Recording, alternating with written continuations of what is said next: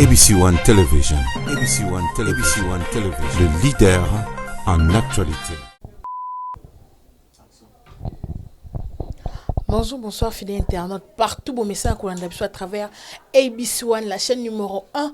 Oui, mais Rabino, toujours d'actualité dans un moment voulu. Tu es les sous dans cadre émission, analysons ensemble. Pendant que ça, la moi analyse par rapport à la situation. Ils ont fait ça moutou. Mais Rabino, toujours information autopuisakangou na source na yango. Né na barakaka kimia et René partout dans ma botte na bino. Tu es les sous na mokwale to kolobela makambu 4. Les tu es na biso na makambu belete parce que yango ne eza important.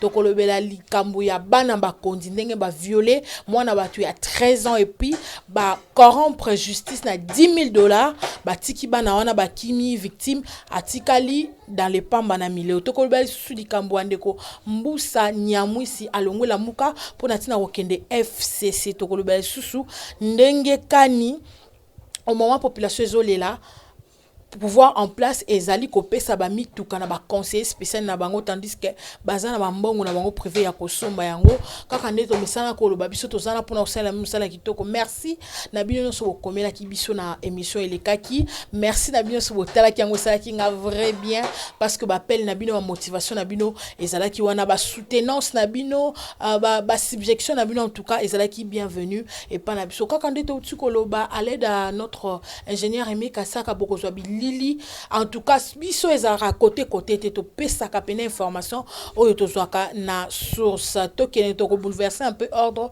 par rapport à image de bazo signaler biso ndeko Mbusa Nyamwisi wazaki membre tout partisan à la muka lelo apesi biso mukongo se tourner les deux pona ko kende FCC to na ngambu ya pouvoir en tout cas bande ko nanga pesi pasi ko ba ke biso tozana pona ko lutter contre lokuta ou ezo régner biso zo lutter contre ba mauvaise gouvernance tozo lutter contre ma camion so ba impunité ma mabe mais ndeko Mbusa Nyamwisi eko trahir biso na fin du moment. En tout cas toka muraté nga na lobaka mission na biso comme nango analysons ensemble ceux qui totali barrière ya Mbusa Nyamwisi ezola que ça déjà nini oazali to pesa qui est chance ya kozala pene à président Martin Fayulu mais lelo abizé na ngwa en tout cas mwana nyoka neka nyoka tabo mukila abimimbi nzolobi akobimaka nyoka en tout cas to landa mo muke élément oyo ya Mbusa Nyamwisi na trahison oyo sali la muka et tozonga na plateau pour na ko analyser na cadre émission na biso. C'est parti. Mbusa n'a pas suspendu les activités. Mbusa est rentré chez Félix Tshisekedi qui est son ami. Mbusa est dans la continuité de ce qu'il a toujours fait, c'est-à-dire un homme versatile qui n'a pas de position réelle. Il ne défend que ses propres intérêts, malheureusement au nom de toute une communauté qui, hélas, par naïveté, des fois, finissent par le croire. Mbusa est dans sa logique de tous les jours. C'est une logique qui consiste à vivre pour lui-même, pour ses intérêts, mais malheureusement au nom du peuple. Non, Mbusa, depuis un moment, n'était plus avec nous. Mbusa a vu Tshisekedi à Nairobi, il est dans la négociation, il veut être ministre. Mais aujourd'hui, il met ça au nom de Ebola, au nom de la guerre. Mais je voudrais quand même dire à Mbusa Nyamwisi que la période des hommes providentiels est finie en République démocratique du Congo. Ce n'est pas le problème de Beni, de Butembo, s'inscrivent dans la logique des problèmes du Congo. Nous n'avons pas une armée forte, on n'a pas une police, nous avons les services de renseignement qui ne sont pas en train de très bien fonctionner. Nous avons comment dirais-je, les enseignants ne sont pas payés et l'insécurité n'est pas seulement à Beni Butembo, l'insécurité est aussi à Walikale, l'insécurité est à Massissi, l'insécurité est à Nituri et Mbusa ne doit pas penser qu'il n'y a que lui qui a des solutions aux problèmes du Nord Kivu. Non, les problèmes du Nord Kivu vont se résoudre dans les problèmes du Congo.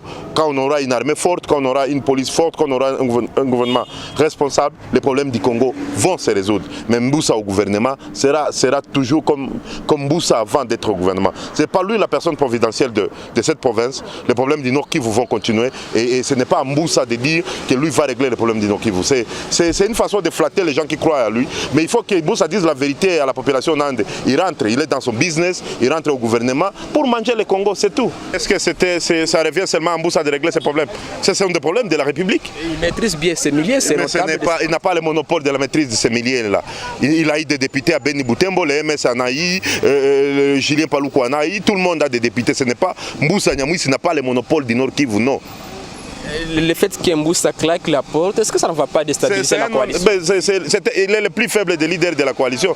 Ça ne nous fera ni chaud ni froid. Bon voyage, bon appétit. Mais on a vu comment il a mobilisé la population, surtout de cette province. C'est grâce à lui qui... grâce à lui, comment il était là quand Nzangi mobilisait les gens, Beni Boutembo, pour Fayoulou. Mboussa était là. Mais combien de députés il a eu? Le poids politique se pèse par la... Il a dit combien de députés? Son disciple à lui, Julien Paloukou, a fait 2 fois les députés qu'il a eu. Mboussa, ce sont des leaders de l'ancien temps. Ce ne sont plus des leaders actuels. Ça, c'est le passé, c'est fini. C'est le dernier de tous les 3 candidats gouverneurs ici. C'est des leaders de l'ancien temps, c'est des leaders du passé, c'est fini. Donc c'est un non-événement? Non, c'est vraiment un non-événement. Il rentre là où il devait aller, il est rentré d'exil, il a besoin d'argent. Bon appétit, il va faire ce qu'ils ont toujours fait avec ses amis, manger le Congo. C'est la continuité, rien ne changera. Il ne faut pas que les gens s'élèrent. Nous devons réfléchir, nous devons sauver notre pays, nous devons sauver notre démocratie pour sauver notre République. Sinon, nous allons rester dans un éternel recommencement, l'histoire du Congo. Et malheureusement, c'est nous qui mourrons, nous les peuples. Grand merci Nabino, grand merci à ingénieur, grand merci à maman Chantal Aao pour yenda sima solo tout yango sala ke to sela mno sala kitoko. En tout cas bande ko ngande bout kolanda. Biso stoyebi que Félix Tshisekedi aza président nommé aza président élité. Batu nyo so travailler na bango, y compris ba Moïse Katumbi, y compris ba bango, basa batumo baza ba assoiffé d'argent. Au moment où la population est en mbutu, au moment où la population est en bundaponaye, bango bazana lo kosu ya mbongo ndena utukolo bana émission oyo tokolakisa mino comment batandi mituka. En tout cas, ingénieur a aussi une image de Zozo Leka. Attendez, nous tout pour nous passer par conseiller naïe. Est-ce que conseiller chef de l'État, ou conseiller au sein du gouvernement, a zangi mbongo suma mutu kabande konanga. Tandis que la population est souffrant na nenga kosakanate. Je vous informe kolo ya masango comme na 1500 francs s'il vous plaît. 1500 francs o eza pas si kalebande ko sala wende. O sombi eloko bosse eloko kiolam e kolo mako ya masango 1500 ya fufu 1200 population souffrant na nenga kosakanate mais bango bazui mbongo oyo bana mboka ba ofuta ba tax bana mboka ba ke souffrir pour na opesa bango yango oyo bazo pandela yango bango biloko so opesite ba sombela yango ba conseiller mituka bandeko nanga tozo kende wapi démocratie yango bolela pour bo senga kito boloba ki pona ko yiba biloko ya batu ko pesa batu mususu pona niko bakisa pasi kola pasi bandeko nanga tokozwata ko lebela yango bandeko nanga tozana na point ya mbusa nyamwisi mbuna benga ta mbusa po kombo ko pesa sona kanda tandis que tozana ba personne tozana besoin bato o ba ko prêter main fort na la muka poto kende na bango tina suka poto remporter mais tala le ndelo ko ndeko na biso azosala mais to ko perdre te biso to ke toujours liboso na lobaka la muka eza état d'esprit to ko lemba tata ba kimiki na bango biso moko na numéro 4 to ko kende pe to ko longa etuma na yango je vous appelle déjà tous les 30 o ekoinda mabe bango na stade des martyrs biso libanda ebeba makala na se putulu likolo babi vérité de sina fo bima tozo landela ba invalidation to ko kenena bango bongo tina suka biso sala opposition républicaine te to sala opposition nenge babega en opposition na kombo na les 30 oyo en tout cas bandeko nanga je vous invite ya koya ebele ko répondre massivement na activité munene la muke ko sala na RDC partout ailleurs to ebi ki ata bo message ko ziki chata bo message ko landa ko panza to tozana bino tina suka to te ko lo bino lisusu likamotali bana ba kondi ndenge ba violer mwana mama batu na âge à 13 ans ba violer po bango basa bana bakondi tozonga mo mukina ko beta mno lisolo yango mwana oyo na bombi kombo parce que image etambola na bombi kombo na ye mwana oyo azalaki violé par bana bakondi 7 bana bakondi mibale na ba camarade na bango mususu o basali association ya 7 violeurs bana mike ba mineur ba melisi mwana o drogue na mokolo oyo ba porte sa classe zaka fermé to mokolo ya férié na kati école ba membien na Gombe ba violer mwana o par 7 personnes s'il vous plaît mwana o ya 13 ans maman na yati beseki maboko ta kende ko funda justice a la rendu mais le lot tozo samedi ouverture c'est quoi bana 5 bazali a quitter donc car moko ke makala moko na musu ba futisi ina amende $10,000 batiki azali banda.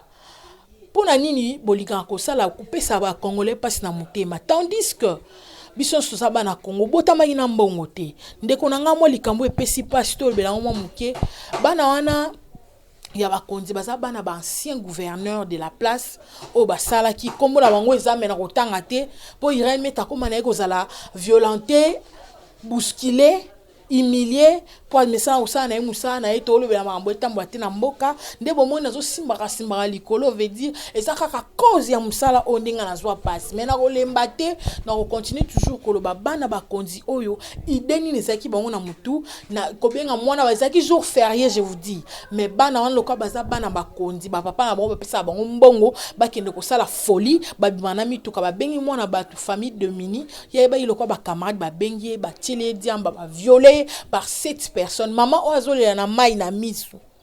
Aosenga même juge, papa juge, na lingo yebisanga italanga na misu, papa juge okokotala ite. Ya boy tokokena na mboka ya boy ti wapi. Gouvernement est corrompu, justice est corrompu. To ebite bon bambongo na ba $10,000 besoin déjà ba $100,000 pour na ba député bo invalida ki besoin ya FCC ba pimi ba $100,000. Siko na bana ba kaya mike bo 10,000 susu besoin bande konanga to ebite mboka ngo soki tozo kenato mais biso to kolemba te vérité ko yebana kaka maman on a passe na mutema ba bengani mwana on école azala ki déjà violé ba violer na ye ba futi mbongo ba bibi.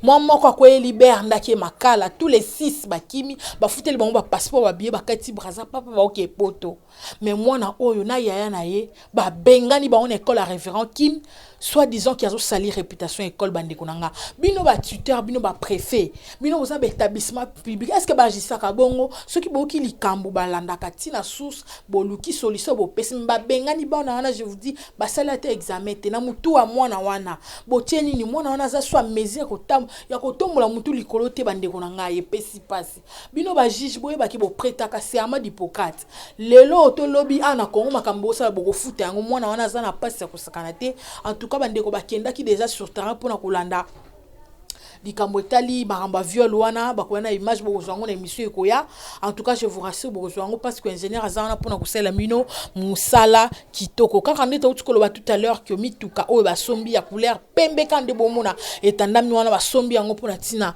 ya kopesa ba conseillers spéciaux o bazosala na gouvernement toyebi que impôt taxe na ba wenze na banzela ezalaka na valeur ya 100 francs congolais mais lelo taxe comme na valeur ya 500 francs congolais maman azoteka fond na yeza 5,000 francs tanga longoli 500 futi po tanga longoli 200 futi salongo atika na kombe bande konanga population congolaise ezo souffrir na ninga kosakana te bambongo wana oleki ata na trésor public esale loko moko malonga ekrele bango ba table ya koteka mbongo wana baki kosombela ba conseiller mituka po batambola nango ba s'enrichir na famille na bango to komi wapi en tout cas to ebi que idéologie wana eza pour faire souffrir peuple congolais to ebi que idée wana to ebi te tout est collecté nous image na émission elekaki lolenge kani papa lobaki ki makambo ko changer makambo changer te bobi vérité to maloba ya moyo elandaka maloba moyo soki elandi et puis ça rapasi to kolela to prophétiser mabete mais biso ça na besoin de vérité ça là que peuple congolais a se retrouver ça là que peuple congolais a zala à l'aise oui ba décréter journée moko ya prière congolais na stade de martyrs ça mabete to ko pesa matondi na ndenge pouvoir epesa melibino to ko pesa matondi mais biso pe tolobi matondi ka te biso pe tozali banda ko yisa pe nzambe wana pe kaka bino bo pesa matondi biso toyebi se papa tala kana biso ba yibi biso pouvoir tokotika te tokozala wana en tout cas bande ko balandi na ngai zo pesa passe na makambo boye ndeko mbusa penza ozaki l'un de notre apesi biso mukongo alandi na mbongo mais biso na muke tozali na bango na bato tozala bato mito esalaka en tout cas bande konanga nde tolobaki ba député la muka ba libanda mais mito esala to ovandisa bango na bongo pe ba ozonga na moment voulu so modeur de pesami ba ozonga na ensemble le quoi modeur de nane pesami te ba libanda bande konanga zo pesa pasi le quoi ndeko mbusa kanitike lokola ya longwe nde la muka ko kufa Moïse Katumbi a pesi tendance na mususu la muka zo exister te toko exister toko zala wana toko lande makamwana tina suka état d'esprit ba bomango te o manjoto moko boma molimo te toko lande mino tina suka bande kolanga epesi pasi nde na utikolo ba au début mino mozunga na katikati mwana oyo azala utiko zala violé na âge à 13 ans oyo bango tellement bana pouvoir ba pesi ba $10,000 bana bango ba katsa ba kende poto mwana wana souffre ba bengana na école pour ça un examen te mwana wana za libanda epesi passe en tout cas bande konanga ba $10,000 na boleko kanga mabino na kingo pe tokoye ba suite nango sort bon monde ba vérité comme ko bima aza ki 3e oh ba corps et nini yo nino nango jusqu'à maintenant gouvernement bimité parce que ba corps ils ont freiné. Par corps signé maman omoni ata na poto ezalaka ndenge gouvernement président sortant na entrant baso la kamaka en coulisses bakoye baté eza bakindoki ba président non eza ba corps biso na bino to yebi eza ba corps o ba signé pour jusque là gouvernement zo bimaté bazo welela en tout cas basolo welela wa lingazwa justice wa lingazwa ninyo wa lingazwa nino pour ne pas citer bazo wela na bango bazo wela na pe bako liana tina suka biso vérité ekobima nango en passant ndeko na biso député mo de la place bakanga kende ko defa $77,000 kuna na Rwanda tano biso to yebike bat ba sala awa na Rwanda kuna kende na banque kozwa mbongo pour sala nango nini pena na fongola qui porte ba dossier tant dossier déjà et kotaka dossier koti batali waza congolaise o yaza rwandais ya kende ko $77,000 wana ndenge nini bakateli 2 ans lobi to mona gouvernement kotelier afuteli ba mbonga zungi na Congo miyibi ba violaire. Mais tandis que la population a souffert, je vous dis, biso ta poto rapporter tout ça, nous musala, tom kuta rana batu oyo, bazan na position moko, en tout cas ndekonanga, et puis ça rapasi. Ato sungi mozana makokite. Ato sungi ozana makokite bandekonanga, et puis ça rapasi na yango, biso biso antoza wana tokobela tokotika te, pe mi tuka wana basombi, en tout cas nzamba ko rendre justice wana. Et que ça la qui est mis tout kana tolobite que ça c'était yemo ka imama usala en tout cas bande ko na biso na ABC1 plaisir ezaka trop ko sala pour na bino musala mais na makambo bo epesa ka pasi mwana oyo pena nde nazolo babo nazoka pasi na mutema nde babengani na ya na école na révérend Kim school na maboko alobi que eza pona ko sali réputation école na ye maman na bango azalaki censé akoboma mwana nda toujours faire bino ba parents pay bino ba parents boko bomba bana te mwana. Bon, to pe ça peut faute na ba parents peut-être parents y ba quitter oui mais ba parents nyonso bolanda biso bozala na pona ko veiller pona bana babi mata eloko aboye komi bango tellement na mambongo lelo soni la tibiso metokolité makambo ekosila oui mama Jani Mambunda akutani na bango lobi ke justice ko sala mais na makambo malongana nukutu a rendre justice te bona makambo mwana oya mukende justice ko ya to ebité to pesa ka nzambe nyonso yenda za makambo ko sela biso na so mais ezo pesa pasi biso to kotika te to kobelela eloko moyibi oliango lelo ekosila mais eloko voie normal okozwa ngo ko sela ngo libéral bokotika na ngo le 30 juin bande konanga je vous invite libanda stade biso to zabiso nyoso très mobilisé na marche otokosala pona vérité de zirna tokosala ngo pona avec en tout cas émission bokozongo na exclusivité pamba te biso to zana pona osala mino mutoko en tout cas retour à papa na biso Jean-Pierre Mbemba nango bande ko balani na biso to sala mobiliser na mukolo le 23 pona koyamba papa na biso Jean-Pierre Mbemba o akoya wako pesa meeting kuna triomphal ata bango ba décréter prière na bango spécial biso pe libanda to kozana pona koka message nini o papa memeli biso lamuka to bito besaka brate balobi to za ba jeune mais mboka pose la ezaka na force à partir ba jeune to za wana to ko répondre massivement en tout cas pour sensibiliser bande ko ba yebi namte o ba yokito yo landi vidéo o pesa pe muninga tindela sumuninga ata lango e pesa bien en tout cas le 23 biso to za pona ko acquérir ko Jean-Pierre Mbemba oza membre ya biso la muka pona tina été toyoka message fort nini wa elibiso na mko le 23 ata ba kosamba wito kosamba ba ona kati biso libanda biso pe tozo sambela ka nzambe wana apesa biso vérité na biso tina suka en tout cas bande ko balani na biso grand merci pe plaisir à tous qui pona nga ko servir bino grand merci à monsieur Sami Mbouyi. Grand merci lisusu na balandi nyonso boza tellement belé tanga bino ezali soute poto comme na suka émission je vous promets à la prochaine émission bokozo mabanga na bino tout grand merci à mon Réal Aimé Kasaka, grand merci à mon cordon Jimmy Boyembe na bosanité assistance ya baonyos balinganga na bosani susute grand père mère double Losako maman Chantal Ayao motema ya papa Osé. Grand merci pe na bino bolandaka partout na Angleterre, na France, na Canada, na Lubumbashi, na Kisangani, na Butembo, na Ituri. Bambote na bino nyonso. Quant à moi déjà, je vous dis au revoir et on se retrouve au prochain numéro. ABC One Television. ABC One Television. ABC One Television. Le leader en actualité. Actualité politique de la RDC, d'Afrique et le reste du monde. ABC One Television. Le leader en actualité. Actualité locale et internationale. ABC One Television. ABC One Television. Actualité sportive, le football, boxe et autres. Actualité religieuse en RDC, en Afrique et le monde. Actualité culturelle de tous les pays africains. ABC One Television. Les leaders en actualité, c'est ABC One Television.